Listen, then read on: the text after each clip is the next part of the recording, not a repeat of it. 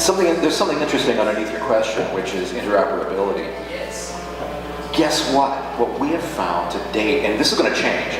In 2015, right, we find that that's not an issue because people already have applications that are specific for their particular machines, SCADA systems, and processes. Yeah, you're shaking your head. I'm here to tell you that based on our experience with our customers, they're not where you are yet, but they're going to get there. All right, and data science and data modeling will be one of the barriers. But I think today, in 2015, the connectivity, safety, and security issues are more to the fore. So come back, let's have this conversation a year from now, all right? Especially in the smart cities realm and in the military, where they are working so fast that you just would not believe how fast they're going, to improve their capabilities. Mr. Sutton, I thought it was a very interesting presentation about Skyhook. Yeah. Do you have any comments on their? I mean, it's all fascinating. It's kind of out of my league on the level of hardware integration. You talk about enormous quantity of telemetry being generated. There is vast and unmanageable quantities of data being spewed out by all sorts of products all over the place all the time. Where in our, I characterize what we do as large, but it's a tiny trickle of this vast telemetric offload going on, and we struggle to handle that. So, I don't really have a place to go with it other than just say it's a big fire hose, and it's going to get an awful lot. And it's going to keep getting bigger, and people are going to do amazing things with it. But the map reduce is the key to finding what you need in there and reducing it to something that gets you what you need and throws out the chaff. At least for the exercise at hand, is it's the grail, right? Like, how do you establish your relationship with that fire hose to get what you want as early as you can, and then basically fork it out of this main channel and operate against it. Yeah, because nothing can operate against the fire hose. Major businesses, traditional industries, all of their customers, all these machines are connected, and they're part of the fire hose.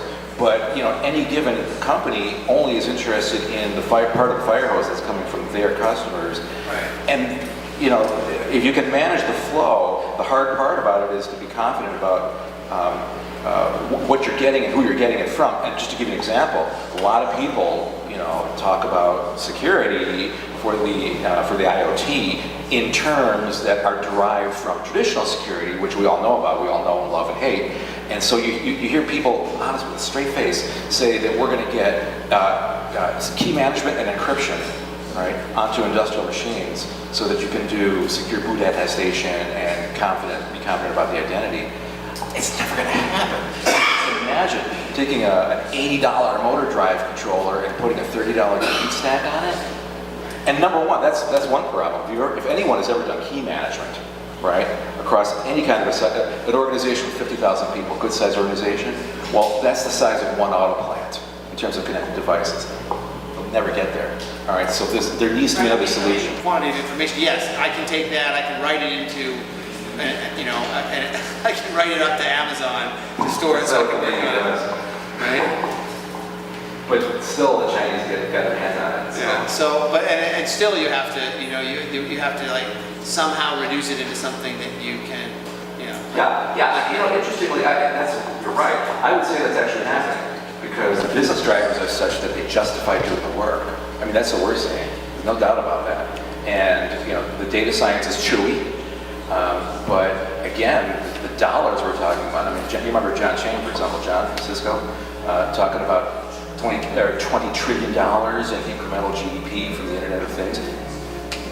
The figure's defensible, all right? It comes from process efficiencies, and so the motivation to solve the problems is there. So, over the next 5, 10, 20, 30 years, we're going to actually see that, and it's going to throw off new technologies for managing the flow. And one of the things people talk about, it's not there yet any way, shape, or form, but reputation. And this is, you talk about doing a lot of data science in your company. If you can characterize data flows from a, by using some kind of statistical baseline, you can fingerprint them to a particular customer. People are talking about doing that, and that's what you do is it's not 100% secure, but it's 98, and that's good enough. The rest of it's risk management and insurance. That's where a lot of it's going to go, I think.